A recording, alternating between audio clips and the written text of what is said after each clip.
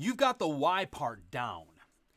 You wake up every morning with a passion and a desire to help the people you know you can help, to deliver value on the investment they make in you, because you've done a phenomenal job throughout the sales process of getting the point across, getting your message through that you can provide value that no one else can. Congratulations. You're way ahead of the curve.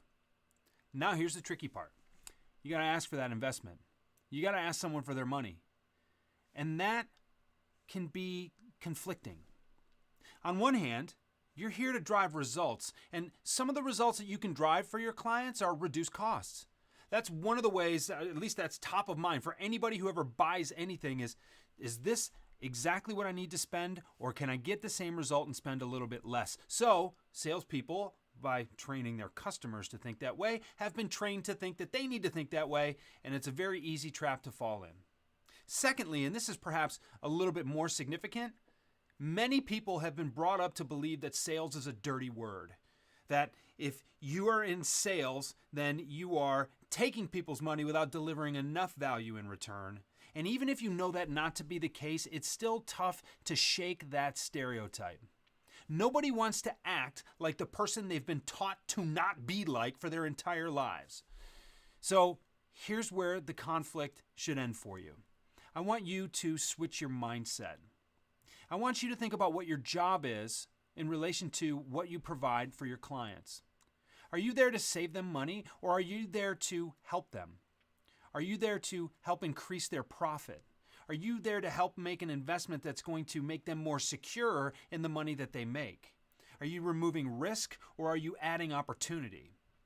Regardless of what that is, and in different industries you're going to feel different ways, but there is almost always a direct correlation between the investment a client or a customer makes and the value they can expect in return.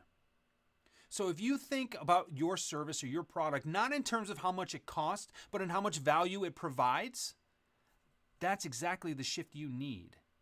You owe it to your clients to help them invest the appropriate amount.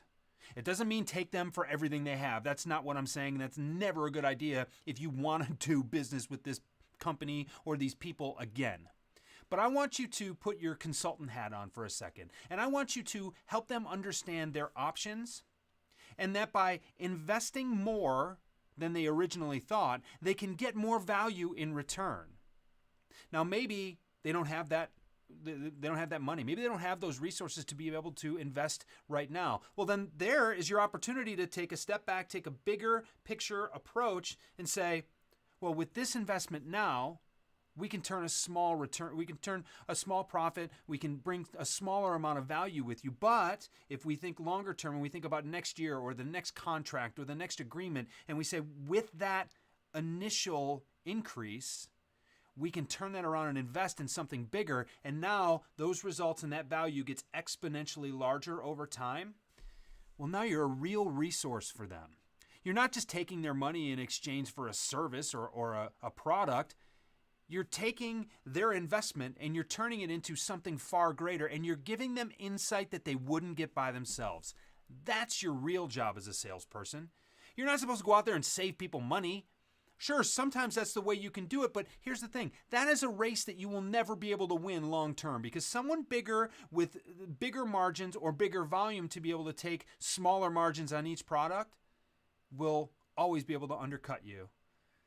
If you want to make it about price, one, you're training your customers, but two, someone will always be willing to take a lower price than you, and you will sell your way right out of a job. So I want you to think about what you're trying to accomplish. I want you to just really dig in and get in touch with that passion, get in touch with that fire in your belly. And I want you to remove the finances just for a minute and think about how you can best serve them. What is the ideal result for them? Then let's think about what that costs. And if you really think about it, the chances are you will be able to create more value for them if you get a bigger investment from them. And that shouldn't make you feel bad. That should be your goal. That being providing the most value possible to the people you wake up every day with a burning desire to serve. Think about that. Think about it differently. You'll feel a lot better, you'll sell a lot more, and then everybody wins, and that's the point.